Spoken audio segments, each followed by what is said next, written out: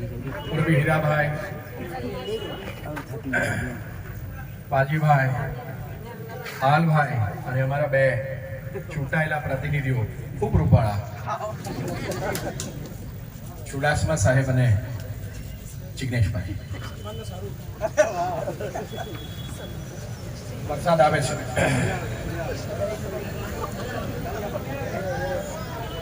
2010 અમિત જેઠવાને જ્યારે માર્યો, 2010 જ્યારે અમિત જેઠવાને માર્યો ત્યારે આ જગ્યામાં હું એકલો હતો.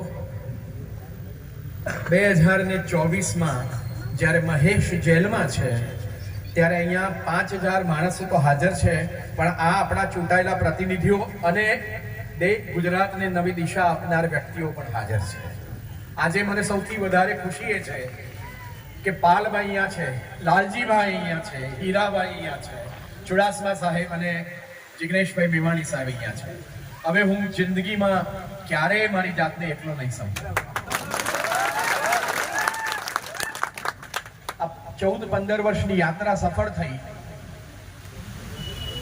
પણ દિનુને જેલમાં મોકલવાની યાત્રા હજુ પૂરી થઈ નથી.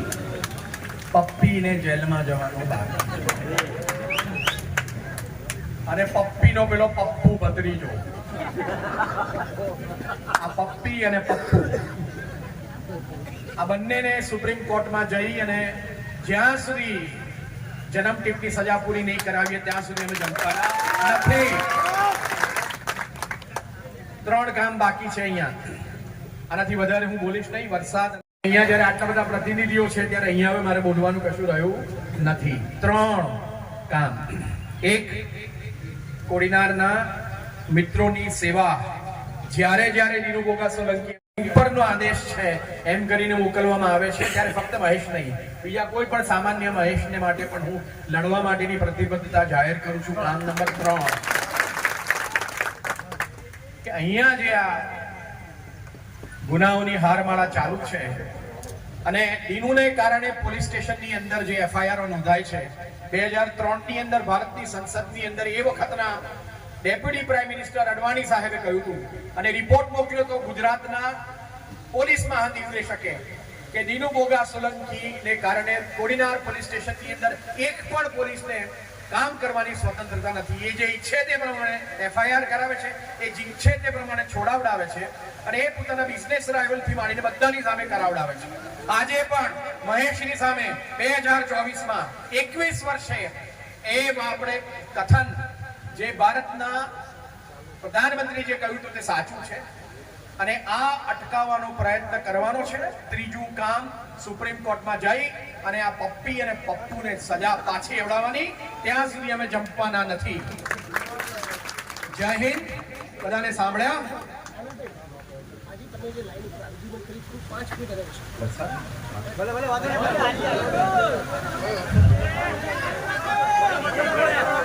જેમ રાહુલ ગાંધી વરસતા વરસાદમાં અને ભરપૂર બરફની વચ્ચે જેમ ઉભા રહીને ભાષણ કરતા સાંભળતા, એમ અહીંના લોકો પણ તમે વરસતા વરસાદમાં છો એટલે તમે લોકોને સહયોગ.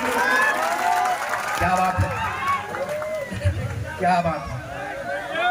તો આજે ચુડાસમા સાહેબ, હીરાભાઈ, જિગ્નેશભાઈ, લાલજીભાઈ અને પાલા આ બધાથી વચન લાવું કે અહીંયા વચન લઈએ કે રાહુલ ગાંધીને પણ કોડીનારના સમક્ષ હાજર કરવાની એ લોકો તસ્દી છે. આજે દલીલમાં 4 વસ્તુ થઈ. દલીલ નંબર 1 કે ભાજપની ઓફિસે કરેલું એન્ક્રોચમેન્ટ હજુ તૂટ્યું નથી. પેલા ફરિયાદ કરનાર ભાઈની કયો પેલો બટાકા ભંડાર છે?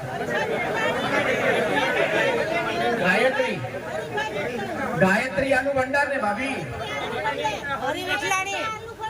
હા, એ આલુ ભંડાર ની અંદર પણ હજુ સુધી પોટલો તૂટ્યો નથી. કેમ?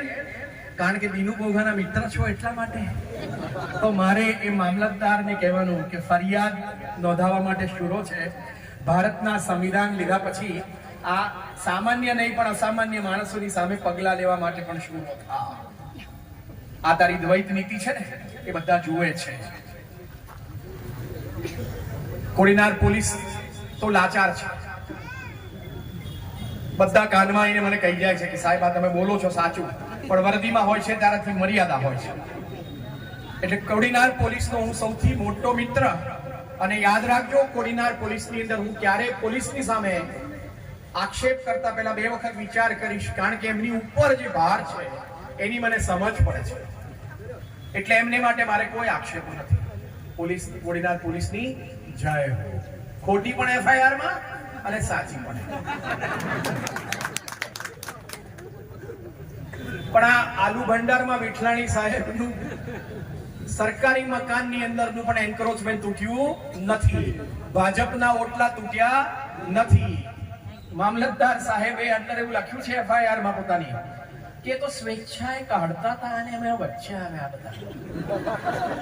અલ્યા સ્વેચ્છાએ જો કાઢી નાખ્યું તો અત્યારે 7 દિવસ પછી પાછું આવ્યું કે પછી તૂટ્યું જ નતું. જુઠ્ઠું બોલવાનું બંધ કરો. મામલતદાર સાહેબ એક્ઝિક્યુટિવ મેજિસ્ટ્રેટ છો, તમારી પાસે એક સત્તા છે. બંધ કરો, માફ કરો. અને આવતીકાલથી બીજેપીની ઓફિસ અને પેલો આલુ ભંડાર વિઠલાણી સાહેબનો એમાં જે કામ બાકી છે ને એ પતે નહીં તો ગાંધી ચિંધ્યા જાય સત્યાગ્રહ કરવાની આજે નક્કી કરવું પડે. સાહેબને કહ્યું કે સાહેબ આ 10 વાગ્યાથી મામલતદાર સાહેબ બીજી આર્ગ્યુમેન્ટ કરી કે 10 વાગ્યાથી મામલતદાર સાહેબ એવું કહે છે કે મહેશ મકવાણા અને પછીના બીજા 5-7 જણા એ સતત અમારી પાછળ 200 જણાની સાથે 10 વાગ્યાથી 1:30 વાગે ફરિયાદ કરે છે. કેટલી વખત સમજાયા તો પણ માને જ નહીં. પાછળ. મેં કહ્યું સાહેબ આ 2.5 કલાક તમારી પાછળ આયા તો પછી આપણે આ ચોરીને લૂંટફાટ પેલા વિઠલાણીના ઘરમાં કરે ક્યારે? તમારી મદદથી કે થઈ જ નથી. કે પછી આખરે ઉપરથી ફોન આવ્યો કે 10-15 દિવસ તો રાખો. બીજેપીનો ઓટલો તૂટી ગયો એટલે બીજેપીનું નાક ના રહ્યું. બીજેપીનું નાક અગત્યનું છે કે ભારતના બંધારણની સમાનતાની કલમો અગત્યની છે. બહુ અગત્યની વસ્તુ છે. નામદાર કોર્ટને કહું કે 2013 થી 2024 ની વચ્ચે અનેક એફઆઈઆર મહેશની સામે થઈ છે. એકમાં તલવાર આપી છે, એકની અંદર ભાલો આપી છે, એકમાં છરી આપી છે, એકમાં લોખંડની પાઇપ આપી છે, એકમાં ખંડણી છે, એકમાં 3 તોલું છે. એમાં 3 તોલા સોનું ને 9,000 રૂપિયા. સાલી 3 તોલા સોનું ને 9,000 રૂપિયામાં ક્યાંથી આવે છે? પણ કોઈ આટલી બધી એફઆઈઆર કરી, આટલી બધા આક્ષેપો કર્યા ચોરીને લૂંટફાટના જોડા વિમલભાઈ, પણ આજ સુધી સોનીનું સર્ટિફિકેટ કોઈ ચોરીના આક્ષેપ કરનાર લઈ શક્યો નથી. કાં તો કોડીનારમાં બધા સોનીઓ લખ્યા વગર તમને કશું આપે છે અને કાં તો આક્ષેપો ખોટા છે. અને આ ચાલ્યા જ કરે છે. દરેક એફઆઈઆર ની અંદર નામદાર હાઈકોર્ટ હસતા કહે છે કે આ બધી ચોરીને લૂંટફાટ આખા ગુજરાતમાં એક જ કોડીનાર પોલીસ સ્ટેશનમાં થાય છે. હવે મારે કોડીનારની પોલીસને કેવું છે, હવે તો 395 છોડો ભાઈ, બીજી કોઈ નવી સેક્શન નહીં, એની પાછળ મંડ્યા રહેજો. તો અત્યારે આ સભાની અંદર કેટલા બધા પોલીસો હાજર, સાદા વેશે, ખાખીનામાં, એલસીબી, કઈ ને કઈ પોલીસો. નમ્ર વિનંતી કે આ ડાકેતી અને મારા ખિસ્સામાંથી 500 રૂપિયા કાઢ્યા, મારું આપણે લાયસન્સ સર્ટિફિકેટ લઈ લીધું, મારો દોરો અહીંયાથી ઝૂંટવી લીધો. આજે જો સતત છેલ્લા 15-20 વર્ષથી જો કોડીનારમાં દરરોજ જે આ બનતું હોય તો કાયદો અને શાસનની વ્યવસ્થા એ સાવ ખોરવાઈ ચૂકી છે. તો પછી આ સભા કેવી રીતે થાય? ના થવી જોઈએ. એટલે પોલીસ સ્ટેશનમાં કશું ખોટું છે કે પોલીસ સ્ટેશનની સાથે સાથે રાજકારણીઓ પણ કશું ખોટું છે કે બંને ભેગા થઈને કશું ખોટું કરે છે? આ એફઆઈઆરમાં ખોટા આક્ષેપો મૂકી દેવા જેથી કરીને બેલ ના મળે, નોટ બેલેબલ હોય કે 10-10, 15-15, 20-20 દિવસ એમને રાખી શકાય. કેમ? કારણ કે સત્તાની સામે મહેશ અને બીજા બધા લડે છે. તો મહેરબાની કરીને કોડીનારના પોલીસ મિત્રો, જેને માટે મને ખૂબ પ્રેમ છે, બધા ધ્યાન રાખો કે સત્તાનું પરિવર્તન થશે પછી આપણું શું થશે? એન્ફોર્સમેન્ટ ડિરેક્ટરેટનો દુરુપયોગ, સીબીઆઈ નો દુરુપયોગ, ઇન્કમ ટેક્સ નો દુરુપયોગ, કોડીનારની પોલીસનો દુરુપયોગ. ક્યાંક તો અટકવું જોઈએ. દિલ્હીમાં બેઠેલા ફાફડાને જલેબી કરે અને અહીંયા આપણો બેઠેલો પપ્પી કરે, તો ફરક શું છે? હવે કોડીનાર પોલીસ સ્ટેશને આ ખોટી ફરિયાદો અને ફરિયાદો ભલે સાચી હોય પણ તેમાં જે ખોટા આક્ષેપો મુકાય છે ને તહોમતદારોને 2-5 દિવસ વધારે રાખવા માટે એ બંધ થવું જોઈએ. હવે થાક્યા, અમે પણ હસીએ છીએ એવું છે તો તમે કેમ અટકતા હતા?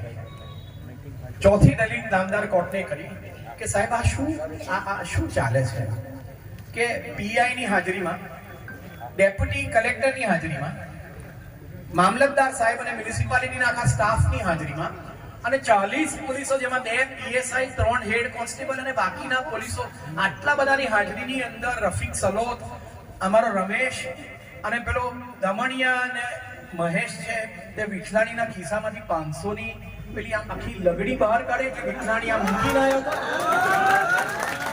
હા, અને વિઠલાણી જુનિયરના એમાંથી 3 તોલા જ શરૂ થાય છે, 4 નથી થતું, 2.5. બસ શું આવે છે મને? હું બધી એફઆઈઆર લઈને આવ્યો છું 11 થી 12. આ બધાની અંદર આ છે, પૈસા લઈ લીધા, આ એફઆઈઆર. હવે તો કઈક નવી સ્ટોરી કરો. પોલીસ તંત્રની અંદર પણ વધારે ભણેલા ગણેલા પોલીસો આવે છે, કશુંક નવું કરો ભાઈ. હે, કશુંક તો નવું કરો. સીધા ડાયરેક્ટ રિક્રુટમેન્ટમાં પીઆઈ થાય છે, પીએસઆઈ થાય છે, એવું છે. અને ખાસ પ્રશ્ન પૂછ્યો કે સાહેબ આ 2016માં અમિત જેઠવાને જેવી રીતે મારી નાખ્યો તેવી રીતે મહેશ મકવાણાને મારવા માટે જાનલેવા હુમલો થયો હતો. આજે પણ મહેશના શરીરમાં 7 થી 11 સળિયા છે. અનેક ઓપરેશનો પછી પણ એ માણસ જીવતો છે, અનેક મહિનાઓ પછી પણ જીવતો છે. અમિત જેઠવા ઉપરથી એને આશીર્વાદ આપે છે કે તને તો ઉપર નહીં બોલાવું જ્યાં સુધી રીનનું પપ્પી પૂરું ના થાય. મેં કહ્યું સાહેબ અમને તો 2 પોલીસ દળોનું રક્ષણ છે, મને પણ રક્ષણ છે. આ 2 પોલીસોની હાજરીમાં મહેશ મકવાણા અને રફીક સલોત છે તે આ ડેકેટી કરવાના. એટલે 2 પેલા પોલીસની હાજરીમાં કે ચાલો સોનાની ચેન કાઢો, 500 રૂપિયાની લગડી કાઢો અને હું તમારું રક્ષણ આપું, તમે કશું બોલતા નહીં. કોડીનાર પોલીસ સ્ટેશન એ 2 પોલીસ કર્મચારીઓનું હજુ સુધી સ્ટેટમેન્ટ લીધું નથી. ક્યાંથી લે? સારું, ખાવાનું કેવી રીતે હજમ થાય પોલીસ ક્વાર્ટર્સમાં પાછા ગયા પછી? આવું ખોટું લખ્યા પછી કોઈ ક્યાંક તો કોઈક હૃદય હશે, વેદના સંવેદના હશે. ખાખી વેશમાં મારા ભારતના નાગરિકો જે દબાણમાં કામ કરે છે, હાથ જોડીને નમ્ર વિનંતી કરું કે દિનોના કહેવાને કારણે, ઉપરથી પ્રેશર આવવાને કારણે ક્યારેક તો અટકવું જોઈએ. ઉપર તો ભગવાનનું પ્રેશર હોય, ઉપર તો સંવિધાનનું પ્રેશર હોય, ઉપર તો કાયદો અને શાસનનું પ્રેશર હોય. આ પ્રેશરને કારણે ક્યાં સુધી અમને નથી સમજ પડતી. હવે હસીએ છીએ. પહેલા તો રડતા હતા, દુઃખી થતા હતા, ગુસ્સો આવતો હતો, હવે હસવું આવે છે, કારણ કે મોક્ષ પ્રાપ્ત કરવાનો સમય આવી ગયો છે. નામદાર કોર્ટને કહ્યું સાહેબ અમને છોડવામાં આવે, આક્ષેપો ખોટા છે. અને હજુ સુધી ચાકુ ને છુરી જે મારી હતી વિઠલાણીને, એમાં વિઠલાણી સરકારી હોસ્પિટલમાં તો ગયા જ નથી, બધા વાળા હોસ્પિટલમાં જાય, શુગર ફેક્ટરી સાથે સંકળાય. અને આ વાળા હોસ્પિટલમાં બધા ડોક્ટરો આ લોકોને ખાસ ખોટા સર્ટિફિકેટ આપે. આ લોકો જેલમાં હતા ને બધા, ત્યારે પણ ખોટા સર્ટિફિકેટ લઈને પેરોલને ફરવા માટે પ્રયત્ન કરતા હતા. અને એક વખત ગુજરાત હાઈકોર્ટે કહ્યું કે આ વાળા હોસ્પિટલની અંદરના સર્ટિફિકેટો વિશે માનવું અઘરું છે. મેં કહ્યું સાહેબ આ સરકારી હોસ્પિટલ તો બાજુમાં છે, કેમ નથી જતા? કારણ કે ત્યાં ખોટા સર્ટિફિકેટો મળે નહીં. મેં એમને પછી 11-12 એફઆઈઆર વચ્ચે સાહેબ વાળા હોસ્પિટલ 3 તોલા સોનું, આ ફલાણું ઢેકણું, અને પાછી કોણ એમ તો ફરિયાદની અંદર બધી જગ્યાએ સુભાષ હાજર આવે. સુભાષ ડોડિયા. એટલે તું નામનો છે કે વેવાય છે? માનસિંહ રાઠોડ. એવા 4-5 નમૂનાઓ છે, બધી વસ્તુ હાજર હોય. એટલે મને સમજ જ નથી પડતું કે કેટલા માયકાંગલા કે દરેક વખતે ગુનો થયો હોય ત્યાં હાજર હોય પણ કશું કરી શકતા નથી. જુદી રીતે આપણે એમને જોઈએ તો સુભાષભાઈ, માનસિંહ, આ બધા દિનોના સાથીઓ, પપ્પીની સાથેના ટટ્ટા પટ્ટા બધા. તમને નથી શરમ આવતી? તમે રોકી નથી શકતા એક મહેશ મકવાણા નામના 5 ફૂટ 6 ઇંચના માણસ? દરેક વખતે તમે કહો સોનું લઈ લીધું, રૂપિયો લઈ લીધો, આ લઈ લીધું, ઢીક્કું પાટું માર્યું, તલવાર મારી, હલ્લ માર્યું, શું માર્યું?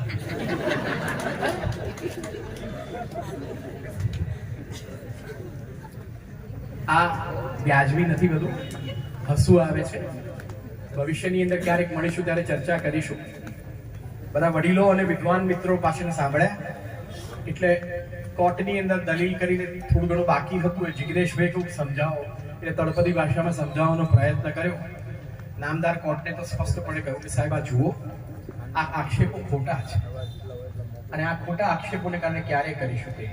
પણ એક વાત અગત્યની છે કે ખોડીનારની અંદર આહિર ભાઈઓ, કોળી ભાઈઓ, કારડિયા ભાઈઓ, મુસલમાન ભાઈઓ અને દલિત ભાઈઓ, આ 5 સમાજ ભેગો નહીં થાય ને ત્યાં સુધી પપ્પીને ભલે કાયદો માફ ના કરે, પપ્પીના પેલા પપ્પુને ભલે કાયદો માફ ના કરે, પણ આપણું બધાનું સામૂહિક રીતે કલ્યાણ નહીં થાય.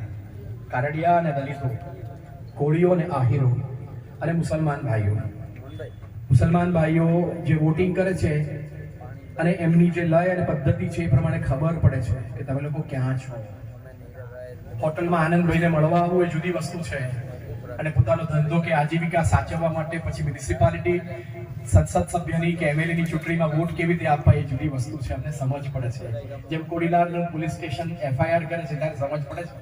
આ જ્ઞાતિઓ જે વોટ આપે છે ને ડરને કારણે, હા, એ પણ સમજ પડે છે. હવે આમાંથી મુક્ત થઈએ, નહીતર આપણે એના આતંકને દૂર નહીં કરી શકીએ. તમારે જો મુક્ત થવું હોય, એ આતંકને દૂર કરવો હોય તો કારડિયા ભાઈઓએ ખાસ દિનુ બોઘા નામના કારડિયાથી પોતાની સમાજને દૂર કરી અને બાકીના સમાજને રક્ષણ આપવું પડશે. આ બહુ જરૂરી છે, કારણ કે તમે પહેલા પણ, આઝાદી પહેલા પણ અમારા રક્ષણહારા હતા, અત્યારે પણ એક રાજપૂત તરીકે તમે અમારા રક્ષણહારા છો. તમારામાંનો એક આ ભક્ષણહાર છે એ તમારો પોતાનો એક રોલ મોડેલ ના હોઈ શકે. એટલે એટલા માટે કહું છું કે આ કારેડિયા અને દલિત વચ્ચેનું યુદ્ધ નથી, આ આહિર અને કોળી વચ્ચેનું નથી, આ મુસલમાન કે કારડિયા કે મુસલમાન કે દલિત વચ્ચેનું નથી.